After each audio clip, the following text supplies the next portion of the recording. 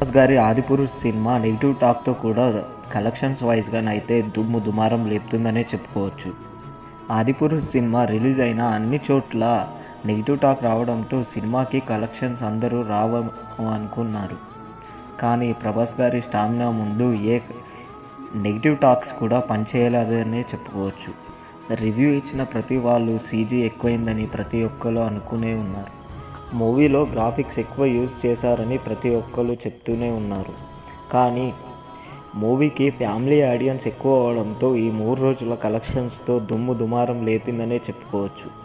First day total world wide ఏకంగా 145 కోట్లు సాధించి అందరి మైండ్స్ బ్లాక్ చేసిందనే చెప్పుకోవచ్చు. రెండవ రోజు ఏమాత్రం తగ్గకుండానే 100 కోట్లు కలెక్ట్ చేసి అందరి మైండ్స్ బ్లాక్ చేసింది.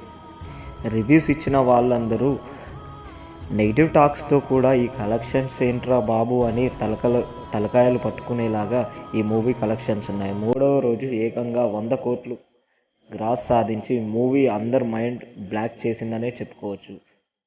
ఈ విధంగా మూవీ దూసుకుపోతే రానున్న రోజుల్లో మూవీ మంచి కలెక్షన్స్తో దూసుకుపోయే అవకాశం ఎంతైనా ఉంది.